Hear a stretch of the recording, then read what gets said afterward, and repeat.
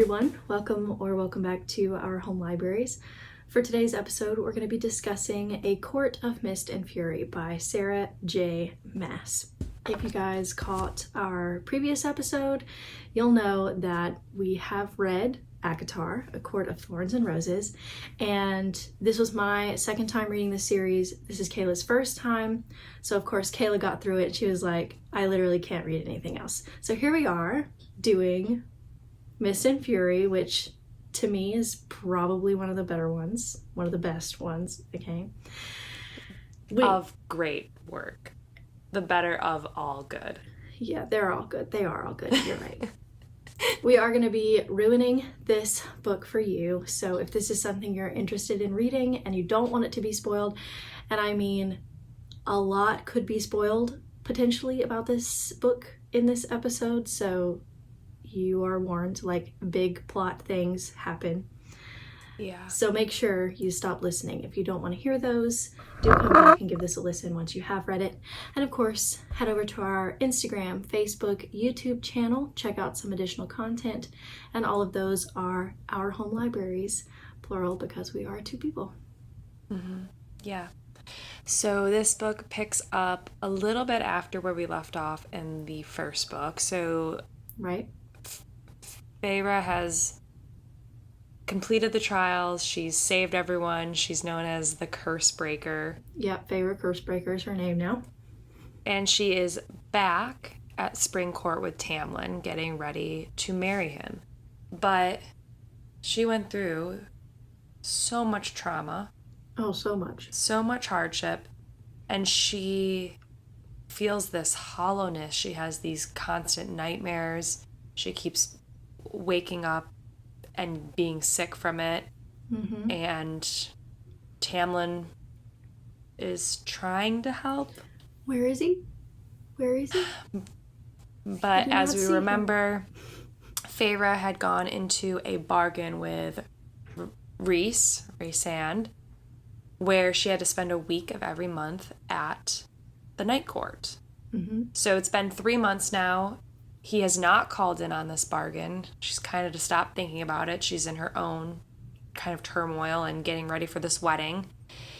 And just as she's, about to go into the wedding, she gets whisked away to the Night Court for the first week. And then we see the rest play out in this book. That's where I'm going to leave it at for the summary. So, ratings. Obviously, I gave this a 5 out of 5 because this is like my favorite in the series so far. Same. I mean, phenomenal. Rhys. That's all I gotta say. Absolutely incredible. The first book was so good. I don't want to detract from that, but it felt now, after reading this, that just kind of felt like the intro. If that makes sense. Like, it was so important. I totally agree with enjoyed that. Reading. Yeah. Yeah. Amazing, though. Great book. You read this, I'm blown away. Yeah. So good. This might be one of my favorite books, period. Yeah, you get so little of a glimpse of this world in the first book because she's so restricted to the Spring Court, under the mountain, or her home, right? In the mortal world. But this one we see so much more of this universe, and I just feel like the world building here like really kicks in. And this is when, good. Beautiful settings, beautiful people. Beautiful people. I will say, though, that that's kind of why I do view the first book as kind of an introduction, because Feyre had no understanding of fairies at all. So it makes sense that we would start kind of just in the Spring Court, just meeting a few people. And now she has become a fairy from a little drop of power from every high lord at the end of the last book, and now she's seeing everything in new eyes, and she's seeing so much more of this world. So yeah, just a definitely. really great second book. Phenomenal. I agree. So the questions that we're discussing in this episode, they come from Just Leafing again, and of course we'll link that in the description. I do want to say that we have questions written on our document, but we are both kind of passionate about this series, so we'll just kind of go with the conversation, and it may not be strictly I'm going to ask a question, Kayla's going to answer it, Kayla's going to ask. It'll be more of a conversation, hopefully, and I hope you guys like that. It might honestly just become a Reese Stan account. Yeah, it might just... I agree. I'm down for that. Too bad there's not more of him. Like, I need more of him. Okay. Anyway. In this second book, right, I mentioned we get a lot of world building. So how do you see Sarah J. Maas building on what she has established from book one? Yeah, I mean, we kind of mentioned it when we were going through our ratings that we both really enjoyed the world building in this. And the point is that there are multiple courts in this land. Yeah. And we at first really only saw the Spring Court and Under the Mountain. Now, with her relationship with Reese, we see her going to the Night Court, which we now effectively see is actually kind of like almost two worlds in one. Yeah, it is. Two kind of separate regions in the same area of Prithian. If you guys have the book, you can look at the map or you can Google what the map looks like, and you'll see that the Night Court is definitely the largest of the territories. It takes up basically the top quarter of Prithian in that map. Mm-hmm. So it kind of makes sense that there would have to be various regions or various seats of that power, even if there is only one High Lord. And then we are introduced to a new type of being, the Illyrian, mm-hmm. which is really exciting. So we're seeing more of the characters in this realm. And I would argue then that maybe the Night Court is even like 3 or more parts, because we have the city, mm-hmm. which is happiness and joy. We have the Court of Nightmares, which is just that. And then we have the Illyrian camps, which is another being of it in of itself. Yeah, and I will say that we get a much bigger glimpse of the Illyrian lifestyle in book 5, which is a Court of Silver Flames. So if you really enjoyed that part, the little glimpse that we get of Illyrian camps, then I mean, you're going to like book 5 regardless, but we see more of that there and more about Illyrian training and stuff like that. And then on top of all of this information we now have about the Night Court, we also get to see another kingdom, essentially, that is Hybern, which is kind of like this island off the western coast of Prithian, and it is ruled by a pretty terrible man. Yeah. He's kind of that war we've mentioned from 500 years ago. He was fighting on the side of keeping humans enslaved. So that kind of tells you vaguely what kind of man he is, but like multiply your horror at hearing that by 500, and that is how terrible this man is. And that they've been sitting there for 500 years, and I feel like you can feel like the tension, like it's bubbling up again. This war is not squashed. It might have been 500 years, but I feel like to the King of Hybern, it feels almost like we're regrouping. Yeah, they've kind of just been sitting there stewing over the whole thing, and then they're like, all right, let's do it again. Mm-hmm. And then we also see the Summer Court. What did you see? What kind of things do you remember from the Summer Court? I know. So I already started reading the third book. Okay. So now I'm trying to remember which was from which That's book. the dilemma, isn't it? So I don't give anything away. But we did see the Summer Court, and we met another High Lord who we had already saw Under the Mountain. Yeah. But seeing his disposition and his beliefs for trying to bring everyone together was refreshing, because we start seeing, or not even refreshing, we start seeing it in Reese. We know that that's something that he wants. But the only other perspective we've really had is Tamlin and, why can't I think of her name? Under the Mountain. Amarantha. Yeah. So we only see, kind of Tamlin, who's in his own little, like, pigeonholed world, Amarantha, who just wants hate, to see Tarquin, the High Lord of Summer Court, also have similar veins to Reese, felt exciting. You got excited at that part.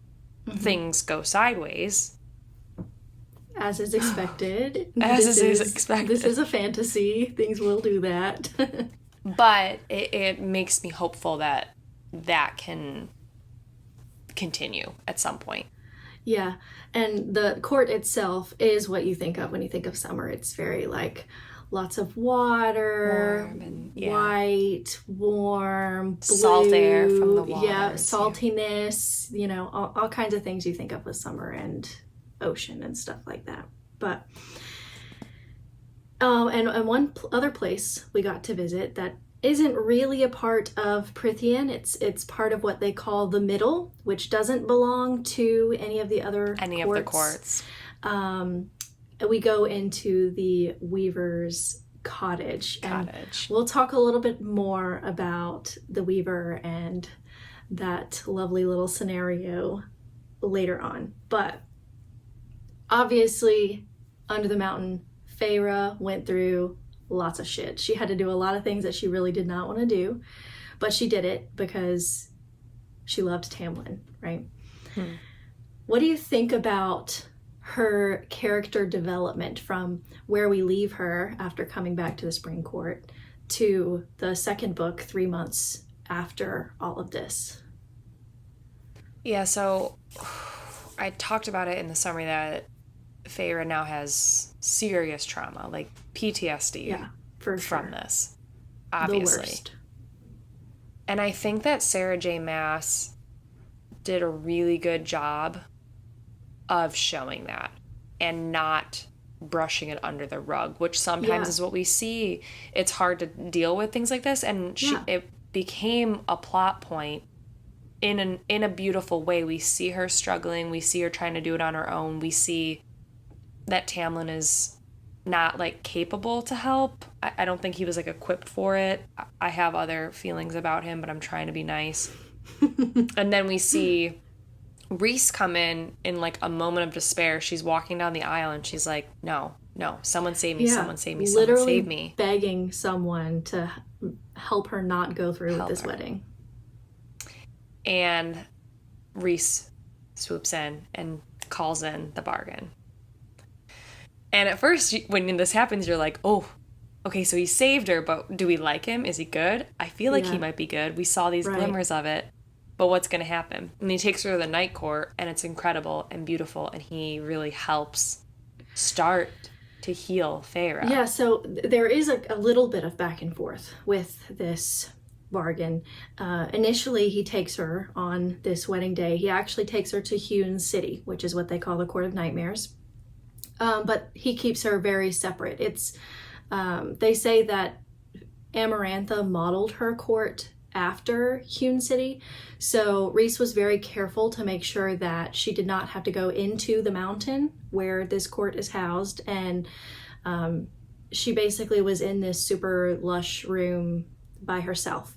And as a part of this bargain, Rhys basically tells her that he has to do some things for her. Like, this can't just be a free ride. You can't just come and chill. So Rhys starts teaching her how to read.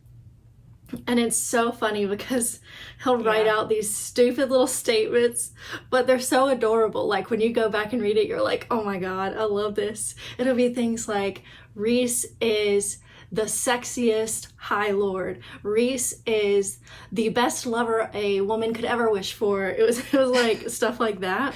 And everything flattering about himself. Yeah, of course. She'd have to read it. She'd have to write it. And that's kind of how he teaches her to read, by, I guess, trying to subliminally tell her that he's how great he is. The best mate she could ever hope for, you know? But, yeah, that was kind of where we pick up with Rhys's initial swooping up of Feyre to the Night Court, and then he brings her back because she's only required to spend a week there, and she says she wants to go home. So he takes her back to the Spring Court. And oh boy, the drama. So this just makes Tamlin's overprotectiveness even worse. He starts controlling more, trying to keep Feyre hidden inside, safe, because he thinks that that's where she's safe, instead of dealing with the trauma inflicted by Amarantha from book 1. Mm-hmm. So he then closes her in the house, Mm-hmm. like won't let her out, and Feyre shuts down. Completely shuts down. Her powers like overwhelm her. She gets like wrapped up. Yeah. In It's like a wind barrier or something that she creates, and no nobody one can get in. And because there's so many rules to this world, Rhys couldn't come in and just take her. So he had to send in a character that we then find out we're going to be in love with. But he sends in Moore, and Moore gets Feyre out of there and brings her back to the Night Court. Yeah. And now Feyre decides to stay at the Night Court to heal. She's done with Tamlin. Rhys basically tells her that because this timing is not inside of their bargain, she can choose whether she stays there or goes back to the Spring Court with Tamlin. And of course, she chooses to stay because it was super traumatic for her to be locked in this house by magic and unable to leave. And that's how she felt under the mountain. So it was like this one giant flashback for her. And because of this, that's when we really start to see that she might have gotten some powers from the High Lords. Remember, they gave her a little kernel of power. Light. And for a long time, she didn't think that she got any powers from that, but like it exploded. So we were kind of suspicious, or you were kind of suspicious of Tamlin coming toward the end of book 1. Yes. Kind of like he's just not there for her in the way that he needs to be. No. Do you think that his treatment of her, I mean, she's not eating, she's throwing up, she's losing weight, which is something that Rhys comments on every time he sees her, not letting her go off of the grounds of the estate, at one point not letting her leave the house.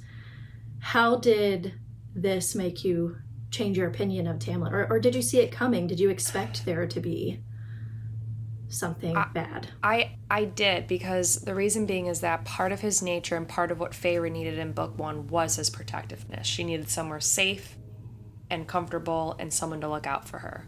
Now, Feyre is a totally new being. She's gone through so many things, and she's become a fairy. So Tamlin's protectiveness is now an issue. What he's doing is not what she needs, and he's like almost too stubborn to realize it, and he digs his heels in even more. He just like ignores everything that's going on with her. I mean, she has this new power that's building up inside of her, and Tamlin refuses to train her because he thinks the other High Lords will see it as either like an insult, or they'll be like, dude, what are you doing with my power? Give it back. He's just really ignoring that she's struggling. And there was one point that really put this home for me, like the level of neglect, was that one point she wakes up from a nightmare. She goes to the washroom and she throws up, because that's what she does when she wakes up from nightmares. And this washroom is connected to the room that they are both sleeping in.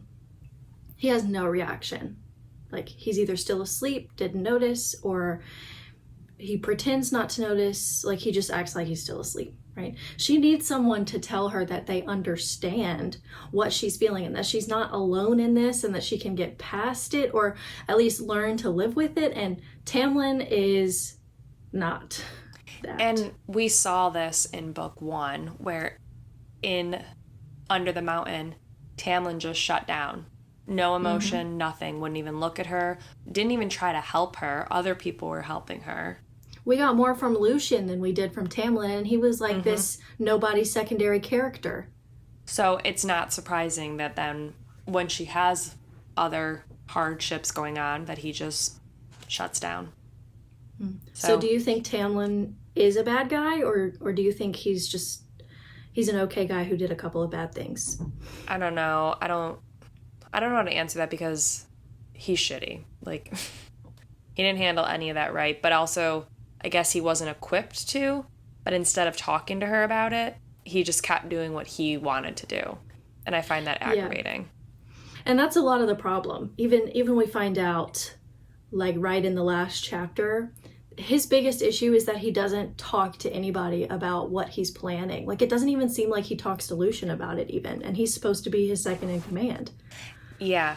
And the difference, there's a lot of differences between Rhys and Tamlin, but the difference is when Rhys withholds information, it's because it's to, like, continue a plan, which then involves telling people. He, like, holds stuff in at certain moments because it's not the right time.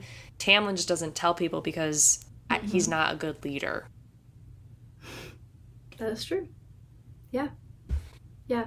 And, I mean, many people think that Tamlin should not get a redemption arc, but it's my belief that Sarah J. Maas is building up to a redemption arc for him, just based on, like, the little novella that she published. We see him for, like, 3 seconds in there, but I think she's trying to get some sympathy for him. I mean, I'm not opposed to that, because when the book started out, like, the beginning books, there was, I can't explain it because I never really liked him, but he starts off as a good guy. He's trying to save his people. You see him being very protective of his court and trying to keep the worst creatures off of it. So I don't think he's totally bad. He's just not our guy. I'm just not it. Yeah. It's not him. Yeah. Another concept that's kind of brought into this book is the concept of fated mates, which is kind of a trope in fantasy romance for sure. And I think it gets brought up with Tamlin at some point. Yeah. I don't remember if it was Tamlin or if it was Lucian that kind of explained to her what fated mates were.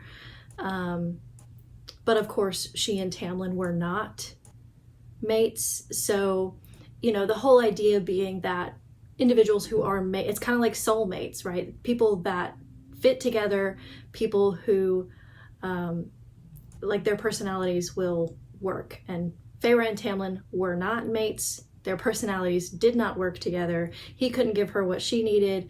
She apparently couldn't give him whatever it was he needed, which was to stay at home and accept his protection. So, yeah. Anyway, this book is pretty long. We get lots of side characters, lots of new people introduced in this book, including all of the members of Rhysand's inner circle, which are Cassian and Asriel. They are the Illyrians, and social media commonly calls them the Bat Boys because they have wings that look like bat wings. Rhysand can kind of conjure these wings at will, so he's half Illyrian, if that matters to you. We also have Mor. Her name's actually Morrigan, but short for that. She is Rhys's cousin, and she is in charge of the Court of Nightmares. And she's a truth teller. Along with, yes, that's apparently her gift, quote unquote. And then the last big one is Amryn, who is very otherworldly. Like, she's not really high fae. She's something else beyond in the high fae body. Yeah. Came from another world, apparently, through a crack in the world, and she just came through and she was like, here I am. Yeah. Who would you say is your favorite new character? I think we're gonna agree on this. It's Asriel. I love Asriel. I don't know what it is. He's like this quiet, like, he just sits there and listens. But when he has something to say, like, it means something, you know? And it's also, like, beyond that, his like actions, every time, usually we don't hear him speak, it's a description of his actions, and whatever he's doing is important or comforting or just right. He's, like, spot on with everything. And his power is that he's a shadow slinger, right? I think that's the right term. Shadow singer, I think, is he can talk to shadows. So he's a spy. He's, like, a very coveted skill set. So he's always hearing and seeing, and a little introverted. We don't hear him speak a lot because I think he's always listening and very in tune with people. Who's also been, so every person in this inner circle, this inner court, has been through crazy hardships. Yeah, crazy. And somehow they dub themselves the Court of Dreamers. So everything that they do is to protect the beautiful city of is it Valaris? Yeah. And to protect its people and to do good, even if they have to do questionable things to get to the good. There's gray areas, but yeah, it's a little gray. But Valaris is, they call it the City of Starlight in comparison to the Court of Nightmares. And this is where a lot of people that you would expect want to live a peaceful life would be. Artists, children, families, I mean, all of the above. And anybody who just wants to live a peaceful life and just do their day-to-day things and be happy with themselves, that's where they are. Compared to the Court of Nightmares, which is where like all of the miserable, terrible people are. And so the whole point is that Rhys has maintained the mask when he goes into the Court of Nightmares and to the external world, that he rules this Court of Nightmares, that all of the Night Court is this scary, ruthless place. And he does all of that to protect the city of Valaris, which nobody knows exists. It has been hidden and secret forever. Yeah, with the very last vestiges of his power, as Amarantha was taking it away, he protected Valaris, and he basically trapped his inner circle there so that they could make sure the city was protected and that its people were protected. And so Feyre then learns about this city, learns about these people, learns about Rhys's true nature. You can tell she's starting to have feelings for him. But she feels guilty because she was about to be getting married, so she's conflicted. Yeah, she's like, wow, I'm a piece of shit. I was getting married 2 months ago, and here I am lusting after this bat boy. Turns out it's because Rhys is a great guy, but also because Feyre finds out. Wait. Don't say it yet, because there's more. There's more. Don't give it away yet, Kayla. You're rushing. We have to talk about the one scene in the Court of Nightmares. Okay. We have to talk about that. So they have to go to the Court of Nightmares because Rhys has to periodically go and just be like, I'm in charge here, and then leave. And this is basically I think the guy's name is Keir. He's Moore's father. And he's like the steward of whatever. Doesn't matter. So we just mentioned that Rhys has a lot of masks, right? And Feyre notices this. So Rhys basically goes to her and he's like, you can stay here if you want to. You can go to the Court of Nightmares with me if you want to. It's totally up to you. And she's like, always gives her the choice. What mask do I have to wear? Yeah, choice is very important to him. So she says, what mask will I have to wear? And we don't know what that mask is. Like, he, I guess, explains it to her, but we don't get to read it. All right. Cut to, they're at the Court of Nightmares. She's wearing this super slinky dress. And this is like the first bit of smut that we get from Sarah J. Maas. Okay. They're just sitting there, lounging. Rhys's hands are doing the wandering thing. And Feyre is so conflicted in her brain. And Rhys can tell because, remember, they have that bargain.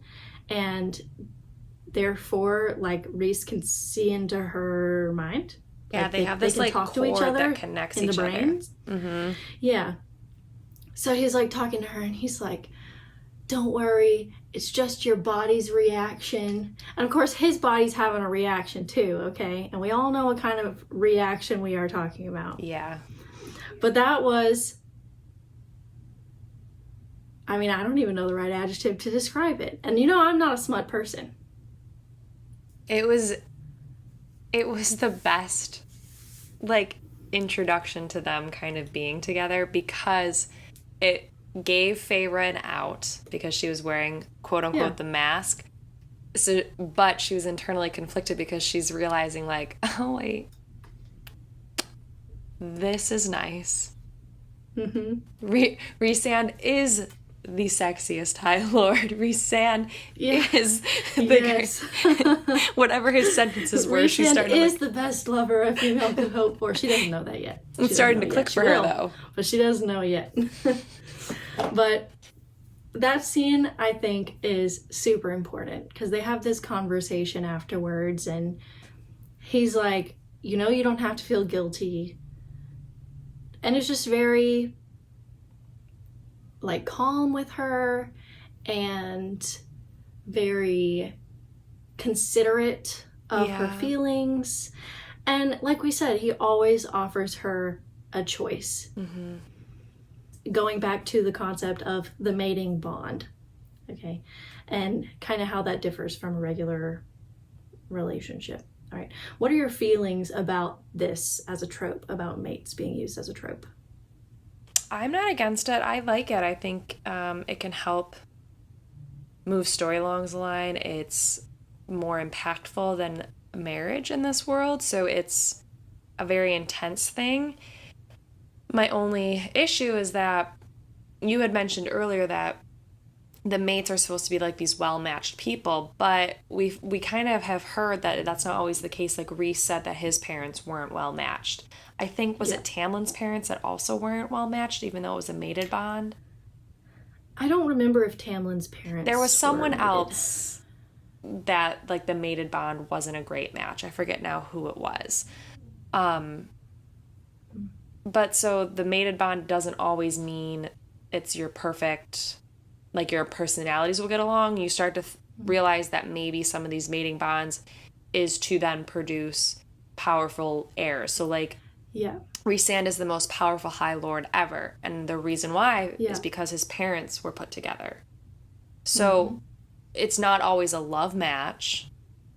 Right. Which is an interesting But it's also kind of like, feels like an obligation. Like if you find your mate, you're kind of obligated. Like it's magic.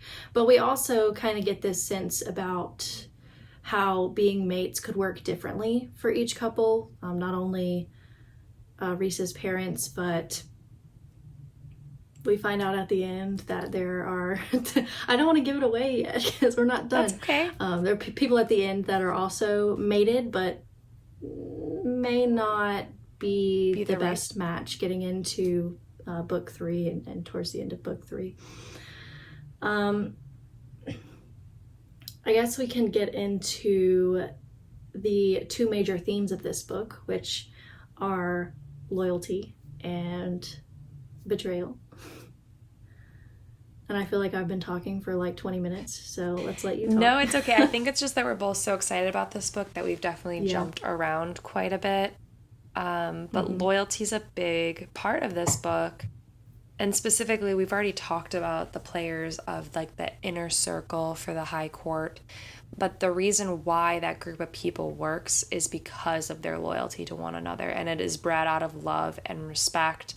And that they all have been through hardships and have been there for each other and have come together. So that, to me, is one of the biggest examples of loyalty in this book. And that is what helps Feyre leave the Spring Court, is that then she goes to this area where loyalty and trust are important. She wasn't getting that at the Spring Court. You can even see, we've talked about it, that Tamlin doesn't always listen to or talk to his advisors or tell them what he's doing, whereas in the Court of Dreamers, this inner circle, they're always conversing. Yes, Rhysand is the High Lord. What he says goes, but it's never just what he wants to do. He listens to important people. He never really like forces anyone to do what he wants. Like it's almost always an option. Like he says, this is what I would like to do, and then he waits for people to chime in with their opinion. Very rarely does he use that authority that comes with being a High Lord, where they can just tell you what to do and you have to do it. Whereas Tamlin definitely does use that voice, for sure. I think that the biggest, most important, and most surprising instance of betrayal is right at the end of the book. So the whole plot of this book has been building toward the king of Hybern using this mythical and powerful cauldron to get rid of the wall between the human realm and the Fey realm. So he can re-enslave people and make the world like his. And be a terrible person. Mm-hmm. This wall borders Tamlin's territory. So Prythian, like the entirety of Tamlin's spring court, borders this wall. So Tamlin, because he's so distraught about the fact that Feyre left, okay, and never came back. And she has written him letters saying, I left on my own accord. I do not want to come back. Please do not find me. I am okay. Stop it.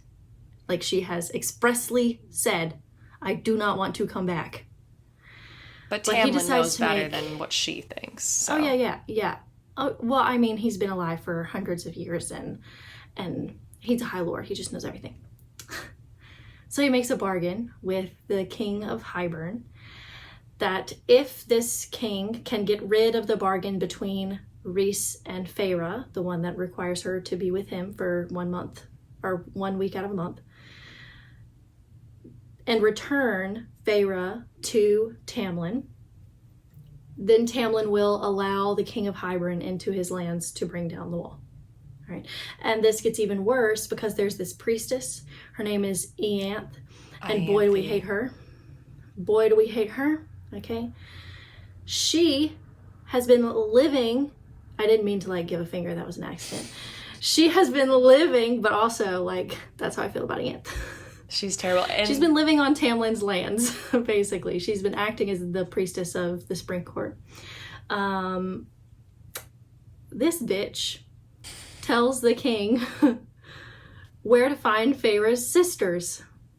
So, betrayal by Tamlin. From loyalty, everything Feyre does is now to help out the Court of Dreamers and to protect her sisters. Yeah. And in the act of betrayal, Ianthe and Tamlin have sold her out. Yep. So the king of Hybern, we'll just go ahead and give you the end of the story. The king of Hybern uses the cauldron on Elaine first and puts Elaine in here. This is Feyre's, I think she's the middle sister, Elaine is. I think Nesta's the oldest. Puts Elaine in there, Elaine comes out, and now she's High Fae. She opens her eyes, she's looking around. Lucian spots her, and guess who's mates? Lucian and Elaine. Okay. Ruined that for you. And then the king is ready to put Nesta in there, but Nesta is not going down without a fight. Like, she struggles the whole entire way to that cauldron. She is not going under. And at the last minute, she points at the king. And they kind of say that it's like a promise of death. Like, I'm going to kill you for this kind of thing. Yeah, I was afraid she goes under. Yes. She goes under. She comes out. She's High Fae. But like more. But like, Feyre sees something in her. It's kind of like Amryn. Like, they can see something in Amryn's eyes that's like other, that's like more than what they are. And Nesta comes out and she has those same kind of look in her eyes. So, most important part, this is the chapter everybody on social media talks about. Starting with chapter 54. You can take it because I've been talking. No, that's fine. I don't now remember what 54 starts with. The numbers mean nothing to me. But we had already talked about it, but didn't fully come out and say it because Carrie wanted to build this world, let you know some of the stories and situations. Suspense. But Rhysand and Feyre are mates. We find that out like halfway in the book. I want to say it's like chapter 50. Rhys gets injured.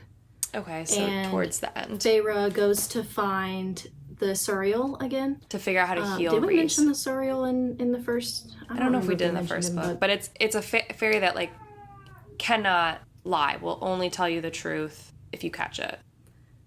Yeah, I mean, it talks in riddles a little bit, but there's truth. Tells the truth. If you ask it a question, it gives you the truth. So Feyre captures the Suriel to figure out how to heal Rhysand because he had been captured at one point. He's bleeding profusely. The wounds aren't stopping, and Feyre doesn't know what to do.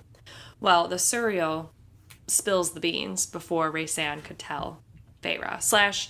/ he wasn't sure if he should. He wanted her to, like, get there on her own. They are mated. Mm-hmm. Raysan felt it a long time ago.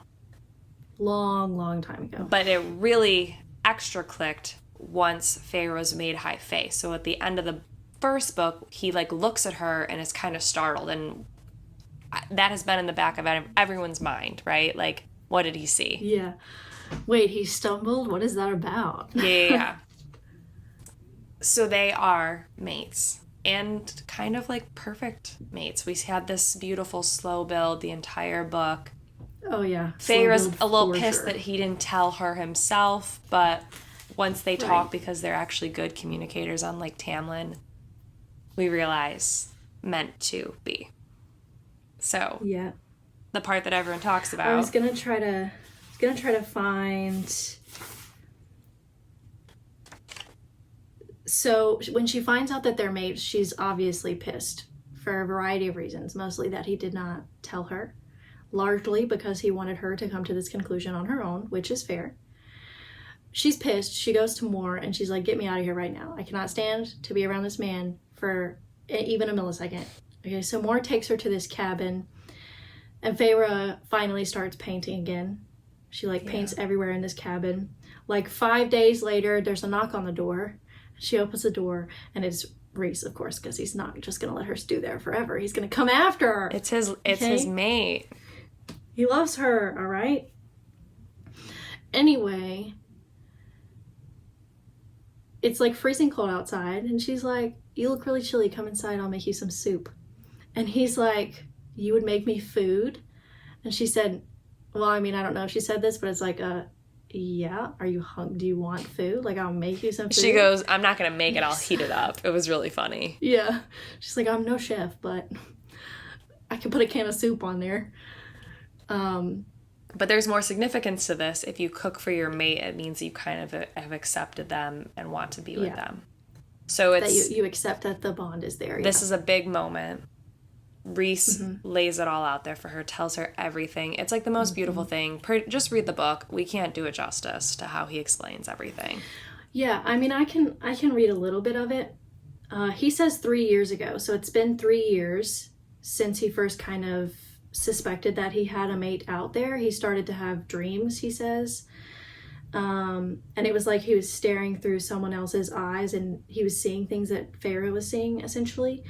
And he noticed that she was painting, like she saw that she was painting flowers on a table or something. He said, "So I pushed a thought to that person. Like, I sent them the night sky." And it turns out Feyre actually painted this night sky vision in the house. And for her drawer. Yes. Earlier in the book, this is significant because she's telling Rhys about this dresser, and she's like, "I painted flowers for Elaine. I painted flames for Nesta." And he's like, "What did you paint for yourself?" And she's like, "The night sky." And he, like, goes really still because, like, he put it together right then. He had sent her that image, yeah. Yeah. But essentially, he goes through everything that happened under the mountain and how he was feeling about her things. And he was like, "I really cared about you, so I let you go back to Tamlin. I want you to be happy." Yeah, he was never going to say anything if he thought she was genuinely happy and in love. Yeah. Very selfless. He was going to let her spend her whole life with someone else. Yeah. Yeah. I'll read this bit because it's good. Okay. If you're following along, which I doubt you are, it's page 528. Slowly, this is after he told his whole story. Slowly, I turned around to where the soup was now boiling and ladled it into a bowl. He watched every step I took to the table, the steaming bowl in my hands. I stopped before him, staring down, and I said, "You love me?" Rhys nodded, and I wondered if love was too weak a word for what he felt, what he'd done for me, for what I felt for him. I set the bowl down before him. Then eat. It just... We're just fangirling so hard. This podcast right now is just a love letter to this book. We're rambling. We haven't really followed questions. Pretty much it's a thick book. If anyone's watching on YouTube, look at it. That's thick. And it is this beautiful buildup of two people that are meant to be together to try to do 500 pages. Yeah, 500 pages of buildup. It's so good. What it is. So, yeah, and then we get into the nasty bits. It gets intense. We won't make you listen. You feel war building. Hybern is insane. Tamlin sold out Feyre's sisters because he thinks it's more important that she come back with him than to protect all of Prythian from Hybern, to protect her sisters, which is one of the she cares about. We now see a growing family for her, but those were the people she cared about since the beginning. So we're in Hybern and things go to heck quickly. Every part of the inner circle is hurt. Azriel's an inch from death. Cass has his This was so stressful for me. Like, I was literally sitting there with, like, this. So their plan to go and inactivate the cauldron went to heck. Everyone is hurt, and we think the King of Hybern is going to win. He has now turned Feyre's sisters, and he has everyone, like, pinned down, and he goes to end the bargain, and we think snap their mating bond. The mating bond. Yeah. But the thing is, like, nobody knows that they're mated because apparently you smell it on someone. They knew. But I think, like, Rhys was trying so hard to be, like, Feyre even says something about how still Rhys is and how he's not saying a word because he doesn't want anybody to smell that they are mates. That they're mated. But I thought this whole time, Tamlin thinks that there's a term we haven't brought up yet. It's called daemati, but basically people who can go into others' brains. And he thinks that Rhys had gone into Feyre's mind and, like, manipulated her into being in love with Rhys, which is not the case. At least I hope not. Please don't let that be the case, Sarah. If you ruin this for me, I will hunt you down. It's not. They're meant to be together. That's not a real threat. Anyway, so Tamlin is like, break the bargain. And the king is like, okay. But Feyre tricks them. Like, she has some powers from the High Lord of the Day Court that allow her to, like, glow, kind of. So she glows, and that, like, tricks everybody, mostly, into thinking that she got out of Rhys's influence on her own somehow. And what she did was she made this... like, I hate you. Yeah, she did this whole thing to conceal the fact that she was using her other powers to break down all the things that were in place to keep them bound to Hybern. So she created an opening for Rhysand to get everybody out. Yep. So then she comes out of this spell, and then she's like, please take it away, meaning the bargain.